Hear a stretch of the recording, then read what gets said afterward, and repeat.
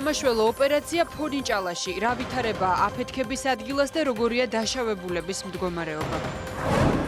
კონფლიქტი საქართველოში, ევროპის საბჭოს გენერალური მდივნის ანგარიშის განხილვა და შეფასებები თბილისში. არჩევნების მეორე ტურის თარიღი, პოლიტიკოსების განცხადებები.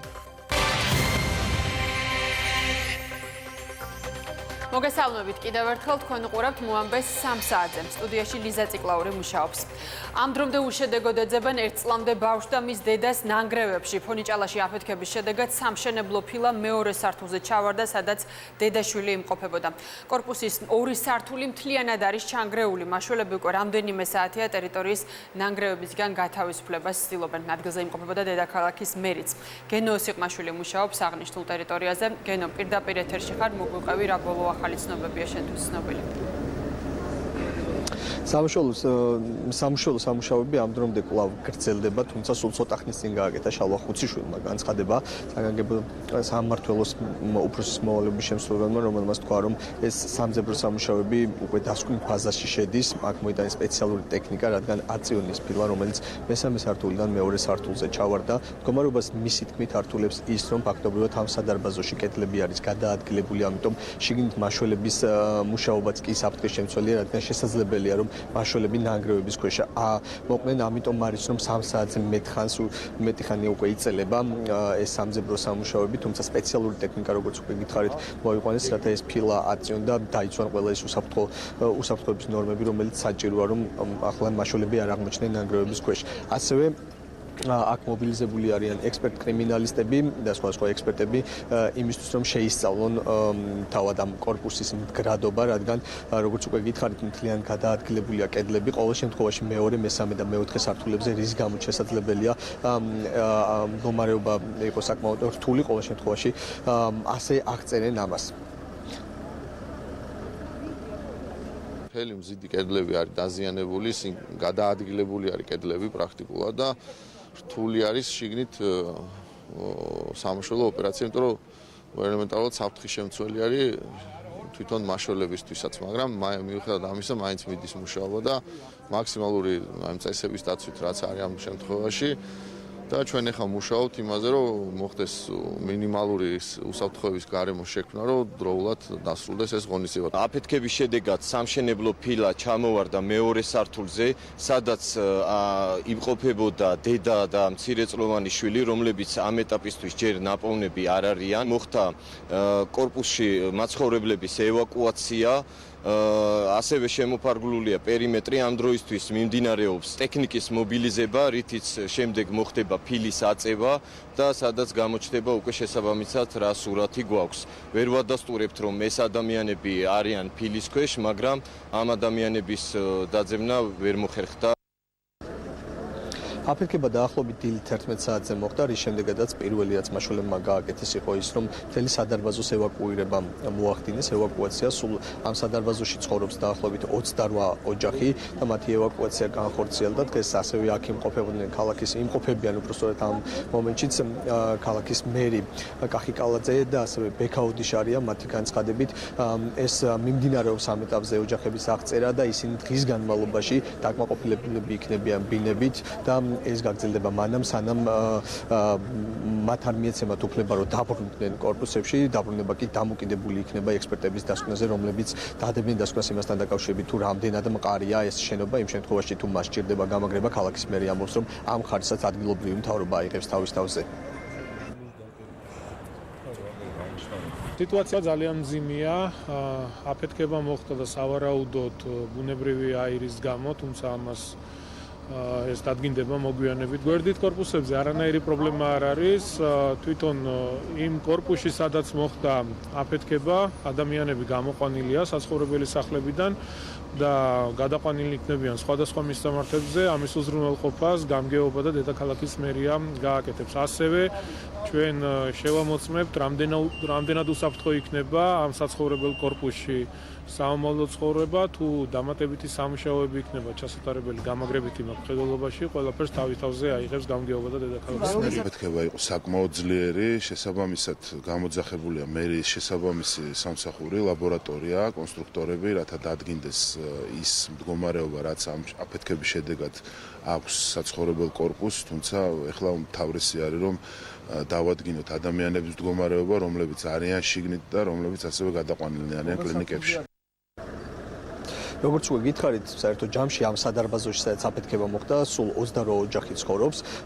მათ დილით ცხადია ისინი გამოიყვანეს და ევაკუირებულები იყვნენ ამ სადარბაზოდან, თუმცა სულ ცოტა ხნის წინ საპატრულო პოლიციის თანამშრომლებმა ზოგიერთ მათგანს მისცანება, რომ შესულიყო მათი თანდასწრებით სახლებში და ის აუცილებელი ნივთები გამოეტანათ, რაც ყოველდღიურად ჭირდება, თუმცა საუბარია რა თქმა უნდა უფრო მაღალ სართულებზე, რადგან მთლიანად მეორე, მესამე და მეოთხე სართულები არის დაანგრეული.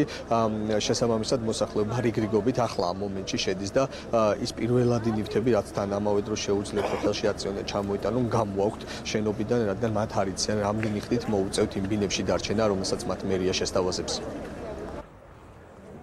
პირველადი ნივთები რომ გამოვიტანოთ ტანსაცმელი, ამის საშუალება არის, ანუ შეყვებიან და გამოგვატანინებენ, მაგრამ როგორც არც ერთი ღამის გასათებად საშიშია უგვითხრეს, ამიტომ დროებითი საცხოვრებელი ადგილი შემოგთავაზეს, სანამ გამაგრებითი სამუშაოები დამთავრდება და სანამ უსაფრთხო გახდება შესვლა და დარჩენა. საცხოვრებელი ბინები დროებით სანამ გარემონტდება ეს კორპუსი, გარემონტება, გამაგრდება თუ რაც გააკეთებენ არ ვიცი. პირდებია რომ ნორმალური ადგილი იქნება, ყველაფერი ყურადღება, თუ რამე გვესაჭიროება, ყველაფერს გააკეთებენ და ვნახოთ. მე შეგახსენებთ, რომ აფეთქება დღეს დილით 11 საათზე მოხდა ზემო ფონჭალაში 23 კორპუსში, მესამე სართულზე, სავარაუდოდ ბუნებრივი აირის დაგროვებამ გამოიწვია აფეთქება, რა დროსაც სახლში იმყოფებოდა მშობლები და მცირეწლოვანი ბავშვი, 6 წლის ბავშვი, ისინი სხვადასხვა სახის დამწრობით არიან საავადმყოფოში გადაყვანილები და ასევე ამ აფეთქების შედეგად დაშავდა მათი ერთი მეზობელი, რომელიც ასევე სხვა საავადმყოფოში გადაიყვანეს, თუმცა მათი მდგომარეობა ამ დროისთვის არის სტაბილური, მაგრამ ამ აფეთქების შედეგად ჩაინგრა მესამე სართულის იატაკი, ჩავარდა მეორე სართულზე და სავარაუდოდ მეორე სართულზე მოყვა დედაშვილი ამ სამშენებლო ფილის ქვეშ, თუმცა ჯერჯერობით ისინი ნაპოვნი არ არიან, როგორც უკვე გითხარით, მიმდინარეობს სამძებრო სამუშაოები და როგორც შალვა ხუციშვილმა განაცხადა, ეს სამძებრო სამუშაოები უკვე დასკვნის ფაზაში, ამიტომ სულ ცოტა ხანში გვექნება სიახლეები ამასთან დაკავშირებით. მადლობა გენო ზემოფონიჭალადან პირდაპირ ეთერში გენო სიყმაშვილი საუბრობდა აფეთქების შედეგად დაშავებულების მდგომარეობა სტაბილურად მძიმეა. ყველა მათგანი საავადმყოფოს რეანიმაციულ განყოფილებაში რჩება. პაციენტებს მეორე და მესამე ხარისხის დამწვრობა აქვთ. დამწვრობის ცენტრში იმყოფებოდა სალომე ზურაბიშვილიც, რომელმაც დაშავებულები მოინახულა. მისი განცხადებით ის კლინიკაში მივიდა როგორც მოქალაქე და არა როგორც პოლიტიკოსი. ადგილზე იმყოფებოდა ჯანდაცვის მინისტრის მოადგილეც.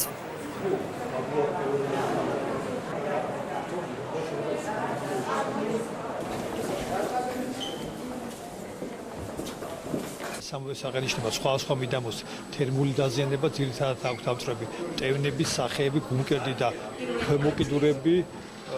ამ წუთას სამივე მათგანი იმყოფება დამწვრობითი შოკის მდგომარეობაში. სამივეთან აღენიშნება თერმული ინჰალაციური დაზიანება და ბარო ტრავმა აფეთქების შედეგად გამოწვეული. ამ წუთისათვის მათი მდგომარეობა საკმაოდ სერიოზულია, თუმცა სტაბილურობას ვინარჩუნებთ, ისინი გააგრძელებენ მკურნალობას დამწვრობის ცენტრის რეანიმაციის განყოფილებაში. სტაბილურად მძიმე მდგომარეობა არის, მიდის სათანადო დიაგნოსტიკური კვლევები, გარდა დამწვრობისა, რომ იყოს გამორიცხული პოლიტრავმა, ანუ მრავლობითი სხვა დაზიანებები. დღესდღეობით მდგომარეობა ამ წუთისთვის არის სტაბილური, სათანადო მკურნალობა და დიაგნოსტიკური კვლევები იქნება, აქედან გამომდინარე აყვანილია კონტროლზე და იქნება აბსოლუტურად ყველანაირი ხელმისაწვდომი და არახელმისაწვდომი დავალებები გაკეთებული. მდგომარეობა მე მგონი ექიმებიდან უფრო კარგად გაიგებს და აქ კომენტარის გაკეთების არის. დღეს ვარ მოსული როგორც ადამიანი, როგორც ხალი, როგორც დედა. ჟინვალის წყალსაცავიდან 53 წლის მამაკაცის ცხედრის ამოყვანა ამ დრომდე ვერ ხერხდება. ადგილზე მობილიზებულია 5 სამაშველო ჯგუფი, მყინთავები და სპეციალური ტექნიკა. დუშეთის რაიონში შემთხვევა გუშინ საღამოს საათებში მოხდა. ატვირთვა ავტომობილი, რომელსაც მძღოლი მართავდა, ინფრასტრუქტურული სამუშაოების შესრულებისას გზიდან გადავარდა. მომხდარ ფაქტთან დაკავშირებით გამოძიება სისხლის სამართლის კოდექსის 276 მუხლით მიმდინარეობს.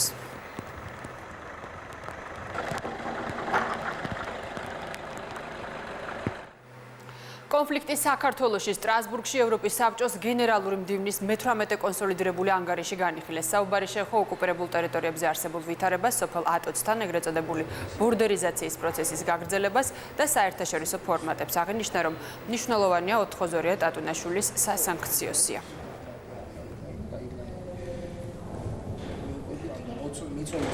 ხაზი გაესვა რუსეთის პასუხისმგებლობას ოკუპირებულ ტერიტორიებზე არსებული მდგომარეობასთან დაკავშირებით, განსაკუთრებით ბოლო დღეების განვითარებასთან დაკავშირებით, რაც არის საოკუპაციო ხაზზე განახლებული ეგრეთ წოდებული ბორდერიზაციის პროცესის, კაფიოდ უსვამდნენ ხაზს რუსეთის პასუხისმგებლობას ამ მიმართულებით. ასევე ძალიან მნიშვნელოვანია, რომ ხაზი გაესვა ოთხოზორია ტატუნაშვილის სიის მნიშვნელობას და ადამიანის უფლებების თვალსაზრისით ოკუპირებულ ტერიტორიებზე არსებულ ვითარებას. ეს განცხადება საუბრობს იმაზე, რომ საქართველოს ხელისუფლების მიერ მიღებული ოთხოზორია ტატუნაშვილის სია მხედველობაში უნდა იქნას მიღებული და რომ ეს სია სანქციებს უწესებს ადამიანის უფლებების დამრღვევებს. ასევე ევროკავშირის ამ განცხადებაში ღრმა მწუხარება გამოთქმული იმის გამო, რომ დე-ფაქტო ხელისუფლების წარმომადგენლები უარს აცხადებენ მონაწილეობა მიიღონ ინციდენტების პრევენციისა და რეაგირების მექანიზმის შეხვედრებში. სტრასბურგში ევროპის საბჭოს გენერალური მდივნის მე-18 კონსოლიდირებული ანგარიშის განხილვას უკვე მოჰყვა შეფასებები თბილისში. თამუნა ციკლაური მუშაობს თემაზე, რომელსაც ღია ეთერს დავუთმობთ. თამუნა, გისმენთ. დიახ, ევროპის საბჭოს მინისტრთა მოადგილეების კომიტეტის ხდომაზე განხილულ დოკუმენტს სახელწოდებით კონფლიქტი საქართველოში ბუნებრივია გამოხმაურებები მოყვა საქართველოშიც. აღმასრულებელ ხელისუფლებაში საუბრობენ სწორედ აი ამ დოკუმენტის მნიშვნელობასთან დაკავშირებით და იმ მხარდაჭერაზე, რომელსაც საქართველო იღებს სწორედ ევროპის საბჭოს მხრიდან და ევროკავშირისგან. მაგალითად, პრემიერ-მინისტრმა დღეს თქვა, რომ ევროპის საბჭოდან მიღებულია ეს ძლიერი გზავნილები, მნიშვნელოვანი წინაპირობაა, რომ სამშვიდობო ინიციატივებში საქართველო იყოს წარმატებული და სწორედ იმ სამშვიდობო ინიციატივებზე ამახვილებს ყურადღებას აღმასრულებელი ხელისუფლება, რომელიც ხელისუფლებას აქვს შემუშავებული სწორედ ოკუპირებულ ტერიტორიებთან დაკავშირებით. გარდა ამისა, მმართველ გუნდში ასევე ყურადღებას ამახვილებენ დოკუმენტის იმ მონაკვეთებზე, რომელიც ეხება სწორედ სოფელ ატოცთან განვითარებულ მოვლენებს, ასევე ტატუნაშვილი ოთხოზორია საკითხთან დაკავშირებით გამოთქმულ ღრმა შეშფოთებას აი ამ დოკუმენტში და აღმასრულებელ ხელისუფლებაში ამბობენ, რომ მნიშვნელოვანია მსგავსი ტიპის მხარდაჭერა ევროპის საბჭოს მხრიდან. ეს ძლიერი გზავნილი, რომელიც მივიღეთ ევროპის საბჭოდან, არის ძალიან მნიშვნელოვანი წინაპირობა იმისთვის, რომ ჩვენ ვიყოთ წარმატებულები ჩვენ სამშვიდობო ინიციატივებში. ჩვენთვის ძალიან მნიშვნელოვანი იყო, რომ ამ ანგარიში დაფიქსირებულიყო ეს პარლამენტის მიერ მიღებული სია ტატუნაშვილი ოთხოზორია სიას გულისხმობ და ის გარემოებები, რომელიც დაკავშირებულია ამ ორ ტრაგიკულ საქმესთან და იქ არის ერთმნიშვნელოვანი მოწოდებები, მათ შორის დე-ფაქტო მთავრობების მიმართ. კონსოლიდირებული ანგარიში ასევე ყურადღებას უთმობს ბოლო პერიოდში ატოცში განახლებულ მავთუხლართების დამონტაჟებას, რაც არის კატეგორიულად მიუღებელი საერთაშორისო თანამეგობრობისთვის და მთელი მსოფლიოს ცივილიზებული საზოგადოება არის საქართველოს მხარეს. გარდა კონსოლიდირებული ანგარიშისა, ევროსაბჭო მხარს უჭერს არაერთ ნდობიშენებლობის პროექტს, რომელიც მნიშვნელოვანია ქართულ-აფხაზური და ქართულ-ოსური ურთიერთობების კონტექსტში და ძალიან მნიშვნელოვანია ის, რომ ჩვენი პარტნიორები მზად არიან გააგრძელონ და კიდევ უფრო გააქტიურონ ძალისხმევა. ასევე საყურადღებო, რომ ამ ანგარიშში ხაზგასმულია მნიშვნელობა ადგილზე საერთაშორისო მისიების დაშვების, რაც სამწუხაროდ დღემდე ვერ ხერხდება. ეს არის მკაფიო მხარდაჭერა, რომელიც კიდევ ერთხელ ადასტურებს იმას, რომ ჩვენს მთავარ სტრატეგიულ პარტნიორებთან ერთად პრინციპულად უნდა დავაფიქსიროთ პოზიცია ყველა იმ უკანონობის წინააღმდეგ, რომელსაც ახორციელებს ოკუპირებულ ტერიტორიებზე რუსეთის ფედერაცია. მე კიდევ ერთხელ შეგახსენებთ, რომ ევროპის საბჭოს კონსოლიდირებულ ანგარიში იმსჯელეს სწორედ ევროპის საბჭოს მინისტრთა მოადგილეების კომიტეტის ხდომაზე. ამ ანგარიშის სახელწოდებაა კონფლიქტი საქართველოში და განსაკუთრებული ყურადღება დათმობილი აქვს ამ ანგარიში სწორედ ოკუპირებულ ტერიტორიებზე განვითარებულ მოვლენებს, ასევე განსაკუთრებით ხაზგასმულია და ნათქვამია ღრმა შეშფოთება არის გამოთქმული ბოლო პერიოდში სოფელ ატოცთან განვითარებულ მოვლენებთან დაკავშირებით და ასევე ამ ანგარიში ხაზგასმულია ოთხოზორია ტატუნაშვილის სიცოცხლის უძრეცხელყოფა ოკუპირებულ ტერიტორიებზე და ნათქვამია, რომ შემაშფოთებელია დაუსჯელობა. მადლობა თამუნა, ეს თამუნა ციკლაური იყო. არჩევნების მეორე ტურის თარიღი პოლიტიკოსების შეფასებების საგანი ხდება. ოპოზიცია კვლავ კრიტიკულადაა განწყობილი. უმრავლესობის და უმცირესობის დეპუტატებს ანა ბროლაძე ესაუბრა და მათ მოსაზრებებს ახლა ღია ეთერში გაგვაცნობს. ანა, გისმენთ. ოპოზიცია ამბობს, რომ მოსახლეობის უმეტესობა ცხოვრობს რეგისტრაციის ადგილისგან განსხვავებულ ადგილზე და მუშაობს და მათ არჩევნებზე ხმის მისაცემად სწორედ რეგისტრაციის ადგილზე მოუწევთ ჩასვლა. შუაკვირაში რეგიონებში წასვლა და უკან დაბრუნება მათ შეუქმნით პრობლემას, ისევე როგორც საზღვრებს გარეთ მოქალაქეებს გაუჭირდება სხვადასხვა ქალაქებიდან იმ ადგილებზე მისვლა, სადაც საარჩევნო უბნები იქნება გახსნილი. სწორედ საზოგადოების ინტერესიდან გამომდინარე, ცენტრალურმა საარჩევნო კომისიამ დადგენილების სახით გუშინდელ სხდომაზე მიიღო გადაწყვეტილება, რომ საზღვრებს გარეთ გახსნილი უბნები ადგილობრივი დროით ღამის 12 საათამდე იმუშავებს იმისთვის, რომ დიასპორას, რომლისთვისაც ოთხშაბათი საქართველოსგან განსხვავებით არ იქნება უქმე დღე, სამუშაო დღის დასრულების შემდეგაც ჰქონდეს ხმის მიცემის საშუალება. კვირა დღეს, არასამუშაო დღეს დაენიშნათ არჩევნები, რითაც ყველა მათ შორის საქართველოს მოქალაქეებს ქვეყნის შიგნით, ქვეყნის გარეთ გაუადვილდებოდათ არჩევნებში მონაწილეობა და ეს მithქმა-მოთქმა აღარ ატყდებოდა. თუმცა მივიღეთ საწინააღმდეგო, როდესაც ქართული ოცნების საარჩევნო შტაბიდან პირდაპირ დილასვე დაანონსებული გადაწყვეტილება ცენტრალურმა საარჩევნო კომისიამ საღამოს გააფორმა. მიუხედავად ამ სირთულების, ამ манипуляციებისა, საზოგადოებას და ჩვენი შტაბიც განწყობილია იმისათვის, რომ 28 ნოემბერს ორგანიზებულად კანონის შესაბამისად მივიდეთ და ხალხმა აჩვენოს ხელისუფლებას თავის ძალა. მსგავსი ტიპის ბრალდებები ემსახურება უბრალოდ ჩვეულებრივად მათ მედია წესრიგს, რომ ნებისმიერ საკითხზე დაანაშაულონ ქართული ოცნება ან მმართველი გუნდი. გარდა იმისა, რომ სურვილი არის, ასევე მე მგონი ის ვალდებულებაც არის, რომ ჩვენი მოქალაქეობრივი პოზიცია დავაფიქსიროთ და შესაბამისად მივიღოთ ის გადაწყვეტილება, რომელსაც ჩვენ თვლით საჭიროდ. ამიტომ ყველაფერი არის ამისთვის გაკეთებული. ეს დღე გამოცხადდება არასამუშაო დღედ, შესაბამისად ქალაქში და რეგიონებში შეძლებენ ხმის მიცემას თავისუფლად. ქვეყნის გარეთ კიდევ გითხარით უკვე, რომ 12 საათამდე დაშვებული იქნება ხმის მიცემის პროცედურა. დღეს ოპოზიცია ამბობდა იმასაც, რომ ცენტრალურმა საარჩევნო კომისიამ დაარღვია კანონი, რადგან საარჩევნო კოდექსში მითითებულია, რომ საპრეზიდენტო არჩევნები კვირა დღეს ტარდება, ცესკოს კი 17 ნოემბრამდე ქონდავა და შეეჯამებინა პირველი ტურის შედეგები და მეორე ტურის შაბათ-კვირას დაენიშნა, თუმცა ცენტრალური საარჩევნო კომისიის თავმჯდომარემ ჯერ კიდევ გუშინ განმარტა, რომ საპრეზიდენტო არჩევნების მეორე ტურის დღესთან დაკავშირებით კოდექსში არაფერი არის ნათქვამი, კონსტიტუციაში კი წერია, რომ მეორე ტური ტარდება პირველი ტურის შედეგების ოფიციალური შეჯამებიდან და ხელმოწერილი ჯამებელი ოქმის გამოქვეყნებიდან 2 კვირის თავზე და არ არის აუცილებელი ეს მაინც და მაინც შაბათ-კვირა იყოს. მადლობა ანა ბროლაძე საუბრობდა ღია ეთერში. არჩევნების მეორე ტურის თარიღის გამოცხადებას და ოპონენტების ბრალდებებს გამოეხმაურა პრემიერ-მინისტრი. მამუკა ბახტაძემ გაკეთებულ განცხადებებს პოლიტიკური სპეკულაციები უწოდა.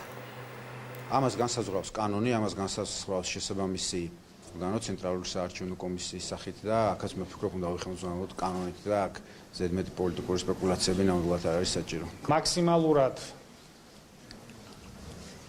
დაფიქსირდეს მეორე ტურის ფარგლებში კონსოლიდირებული პოზიცია იმასთან დაკავშირებით, რომ ჩვენს მოსახლეობასთან ხარდამჭერებთან ერთად ვაგრძელებთ იმ კურსს, რასაც ქვია ქვეყნის დემოკრატიზაცია, რასაც ქვია ჩრდილოატლანტიკურ სივრცეში ინტეგრაცია და ამ კურსს ხარდამჭერებთან ერთად გამარჯვებით კიდევ ერთხელ გავამტკიცებთ.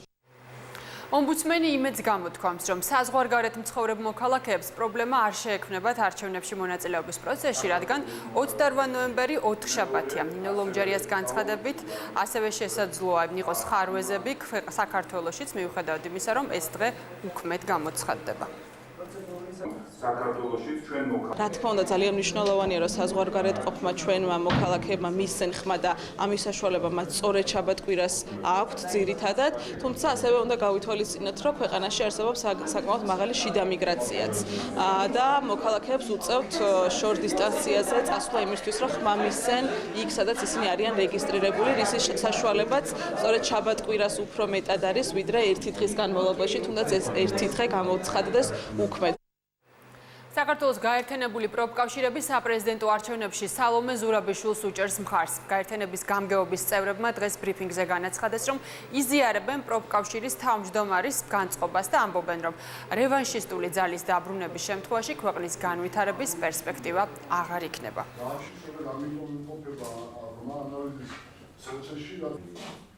ჩვენ ერთხელ უკვე ვთქვით უარი წარსულზე და ჩვენ გვსურს ღირსეული მომავალი კონდეს ქვეყანას, ხოლო რევანშისტული ძალის პოლიტიკაში დაბრუნების შემთხვევაში ეს პერსპექტივა პრაქტიკულად მოისპოვა. დღევანდელი არსებული სიტუაცია, რაც ქვეყანაში გვაქვს პოლიტიკური სიტუაცია, აუცილებლად საჭიროებს ქვეყანაში ახალი რეალური პოლიტიკური ძალის შექმნას და ვთვლით, რომ დღევანდელმა მმართველმა ძალამ უნდა შეუწყოს ხელი ქვეყანაში ახალი პოლიტიკური რეალობის დამკვიდრებას. არა ნაციზმს სახალხო მოძრაობამ ლილოში მოვაჭრეებთან და მოსახლეობასთან შეხვედრა გამართა. მათ ფლაიერები დაარიგეს და მოუწოდებს არჩევნებში მონაწილეობისკენ. შეკრებილებს ორგანიზაციის წევრებმა მოსახლეობას შესთავაზეს ტრანსპორტირება იმ შემთხვევაში, თუ მათ რეგიონებში უწევთ ხმის მიცემა.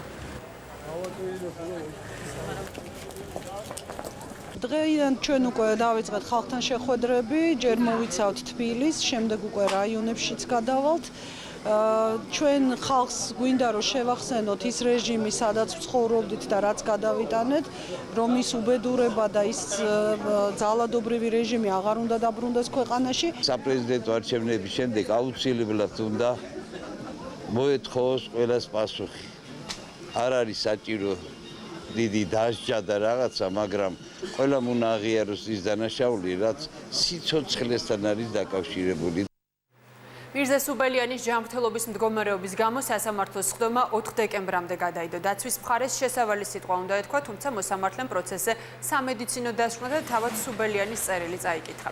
დასკვნაში პენიტენციური დაწესებულების ექიმი წერს, რომ ჯანმრთელობის მდგომარეობის გამო სუბელიანის ბადრაგირება არ შეიძლება.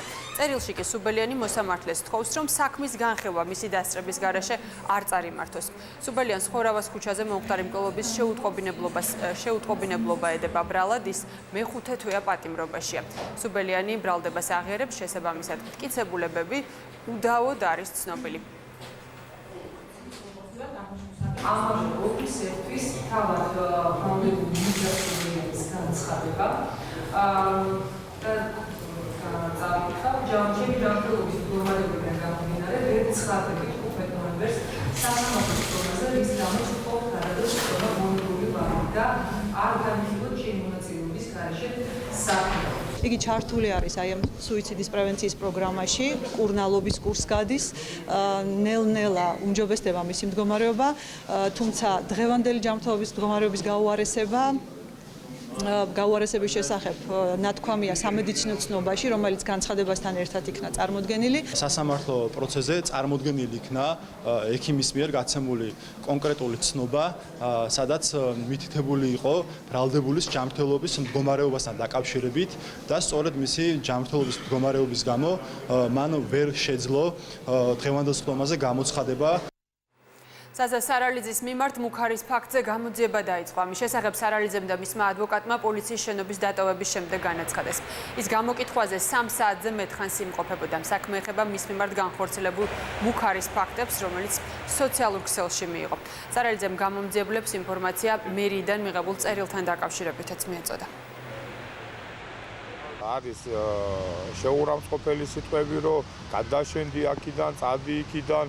არის ერთ-ერთი სკრინის შენახული ერთ-ერთი პოსტ სარალიძე სანამ თავისშვილივით არ აიჩეხება, მანამდე არ დააყენებს ერთ ადგილს და ამ დაგვარი შეტყობინებები. ბოლო პერიოდში სოციალური ქსელის მეშვეობით აქტიურად ვრცელდება მუქარის შემცველი ტექსტები უშუალოდ ზაზა სარალიძის მიმართულებით. ასევე ძალიან მნიშვნელოვანია ერთი ფაქტობრივი გარემოება, რომ ამ მუქარის შემცველი ტექსტების გავრცელებას თან ახლდა მერიის მიერ გავრცელებული ზაზა სარალიძის პერსონალური მონაცემები, მათ შორის ტელეფონის ნომერი და ასევე საცხოვრებელი ადგილის მისამართი, რაც კიდევ უფრო ზრდის იმ საფრთხეს, რაც შეიძლება მას დაემუქროს. ახალი სამხედრო ჰოსპიტალი გაიხსნა ქუთაისში. სამედიცინო ცენტრი თავდაცვის სამინისტროს სამხედრო მოსამსახურეთა სრულ ამბულატორიულ მომსახურებას უზრუნველყოფს. დაწესებულება პრემიერ-მინისტრმა და თავდაცვის მინისტრმა გახსნეს. ჰოსპიტალში ჯარისკაცების გარდა მათი ოჯახის წევრებსაც მოემსახურებიან. პროექტის საერთო ღირებულება 4 მილიონ ლარზე მეტია. ახალი ცენტრი რეგიონში ახალი სამუშაო ადგილების შექმნას უზრუნველყოფს. იმენს დაუდასტურა. დადის ეგრევე სტაციონარში.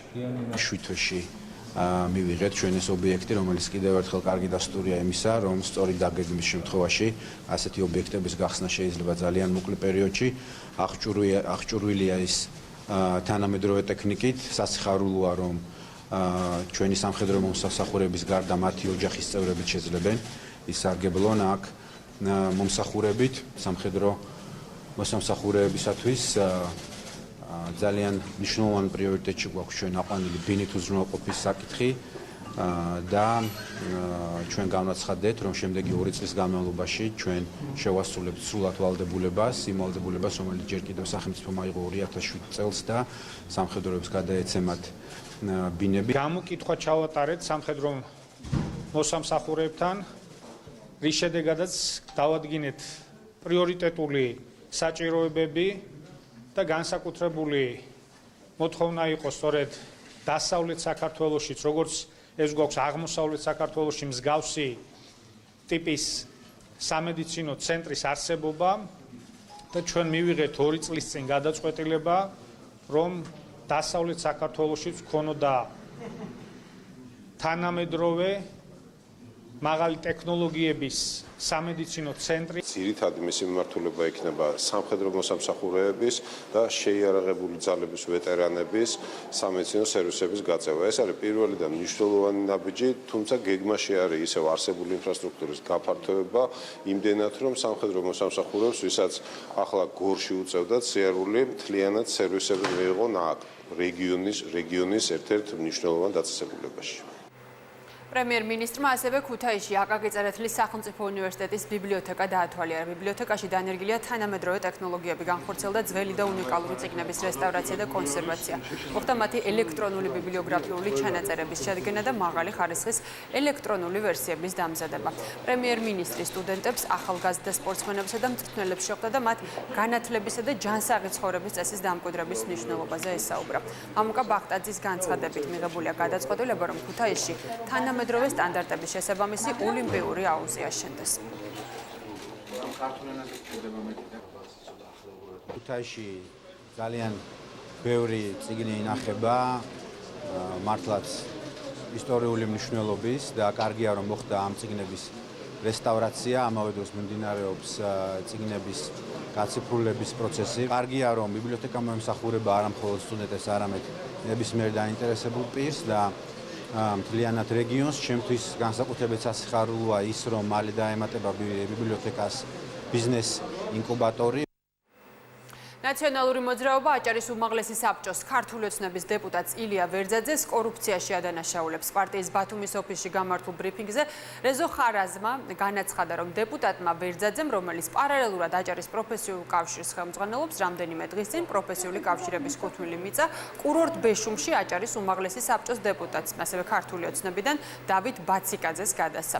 ის პროკურატურას მიმართავს და საქმის გამოძიებას ითხოვს. დეპუტატი ილია ვერძაძე კი აცხადებს, რომ პროფკავშირ სხვადასხვა საჭიროებებისთვის მიწის ნაკვეთები გაყიდა და მისი შეძენა ნებისმიერ ადამიანს შეეძლო. ეს არის დოკუმენტი, რომლიდანაც კარგად ჩანს, რომ პროფკავშირების კუთვნილი ქონება 2018 წელს პირდაპირ გადასცეს ბატონ დავით ბაციკაძეს უმაღლესი საბჭოს დეპუტატმა და ეს მიწის ქონება პროფკავშირების კუთვნილი ქონება გადასცა უმაღლესი საბჭოს დეპუტატმა ილია ვერძაძემ. ფიქსირებული თანხა რაც იყო ყველაზე ბოლო და ყველაზე ძვირი, ჯერჯერობით ამდენად ძვირი ვარ მე, ვინც ვიყიდე ეს ნაკვეთი, არის ასპადაძე მეტი ოდნავ და გადავიხადე საბაზრო ფასი კერძო ორგანიზაციისგან. რატო ამითვისება ხომ მოგესწრებით წინასაარჩევნო პერიოდია და ადამიანები ყველაფერს იტყვიან. აღარ არის ნაკვეთები, დარჩა რამოდენიმე ნაკვეთი და ერთ-ერთი ბოლო აღმოჩნდა, უკვე მე რო დეპუტატი გავხდი და რო შემეკითხენ და რო გაიგეს, რომ არსებობს ესეთი თემა, ნახეს ალბათ გაზეთში განცხადება, რომ იყიდება, ნახეს, თქვა პირობები მოისმინეს, ნახეს ის ცხრილები რაღაცა და გამოითქვა სურვილი რამოდენიმე კოლეგის მხრიდან ახალი წრე გამოჩნდა მსურველებისა. მე არ ვიცი, მე ამას კაციან სიაში მე არ ვიცი, ჩემი ნათესავი არც ერთი არაა, ეს ვიცი მინიმუმ. გორში ანწუხელიძის პირველ ნომერში მცხოვრებ 480 დევნილ ოჯახს ბინების საკუთრებაში გადაეცა. იძულებით გადაადგილებულ ოჯახებს საკუთრების დამადასტურებელი მოწმობები საქართველოს ოკუპირებული ტერიტორიებიდან დევნილთა შრომის, ჯანმრთელობისა და სოციალური დაცვის სამინისტროს წარმომადგენლებმა გადასცეს. 2013 წლიდან დღემდე მთავრობის განკარგულებით საქართველოს მასშტაბით საცხოვრებელი ფართი 17,000-ზე მეტ დევნილ ოჯახს დაუკანონდა და ეს პროცესი მომავალშიც გაგრძელდება. 480 მოსახლეს ექნება საშუალება გაიფორმოს ის ქონება და ის სახლი, სადაც ბოლო 1 წლის განმავლობაში ახლა დაშენებულ სახლებში ცხოვრობდნენ. ეს იქნება მათთვის დამატებითი სიმშვიდის, ასე ვთქვათ, დოკუმენტი, რომელიც მათ ქონებას დაადასტურებს. დღეს სწორედ მთავრობის განკარგულების საფუძველზე ოფიციალურად ფორმდება ხელშეკრულებები და ისინი გახდებიან მესაკუთრეები. რა თქმა უნდა, ეს ქონება მათთვის უკვე ჩვეულებრივი საკუთრება არის, მაგრამ მთავარი ამოცანა მიზანი რაც არის ოკუპირებული ტერიტორიებზე თავიანთ კუთხეებში, სახლებში დაბრუნება, ამ დაბრუნების შემდეგ ეს ქონებაც მათ დარჩებათ, რა თქმა უნდა. ჰააგაში სამხედრო პირების პასუხისმგებლობის საკითხი არ დადგება, რადგან ისინი ვალდებული იყვნენ ბრძანება შეესრულებინათ. ამის შესახებ ემზარ კვიციანმა განაცხადა პატრიოტთა ალიანსის წევრის თქმით, სასჯელი უკანონო ბრძანების გამცემს უნდა დაეკისროს, კონკრეტულად კი მთავარსარდალს, რომელმაც საქართველოს მიერ კონტროლირებადი სოფლები რუსეთს გადასცა. მისივე განცხადებით აუცილებელია უკანონო ბრძანების შესახებ კანონის არსებობა, რადგან სამხედრო პირებს ჰქონდეთ საშუალება უარი თქვან უკანონო ბრძანების შესრულებაზე. ამის წოდებული შინა განსაკუთრებთა სამინისტროს ლეგიტიმურად დოკუმენტა. აი ეს არის ყველაფერი. უმაღლეს მთავარსარდალია ყველაფერზე პასუხისმგებელი და არაფერ შუაში არ არის სამხედროები, იმიტომ რომ ისინი ასრულებდნენ ბრძანებას და ვინც გასცა უკანონო ბრძანება, აი ის აუცილებლად უნდა დაისაჯოს, იმიტომ რომ გასცა უკანონო ბრძანება ჩვენი ქვეყნის საზიანო და საწინააღმდეგო. სააკაშვილი გაურიგდა მოწინააღმდეგეს, რომ ჩააბარებდა ტერიტორიებს, რომელზეც ძალიან დიდი მოწადინება არსებობდა და არა მარტო რუსეთიდან, რომ უნდა ჩაბარებულიყო. გუნდური პირველი ადგილი დაიკავა და ტრიუმფით დაასრულა ევროპის ჩემპიონატის საქართველოს ბერძნულ-რომაული სტილით მოჭიდავეთა ნაკრებმა. 3 ოქროს, 1 ვერცხლის და 1 ბრინჯაოს მედალი. ასეთია ჩვენი გუნდის შედეგი. 23 წლამდელთა შორის საუკეთესოს ტიტული 82 კილოგრამ წონით კატეგორიაში მოასპარეზე გელა ბოლქვაძემ მოიპოვა, რომელმაც ფინალურ ოთაბრძოლაში რუმინელი ფალავანი დაამარცხა. From Georgia. Stand up for the anthem. Thank you.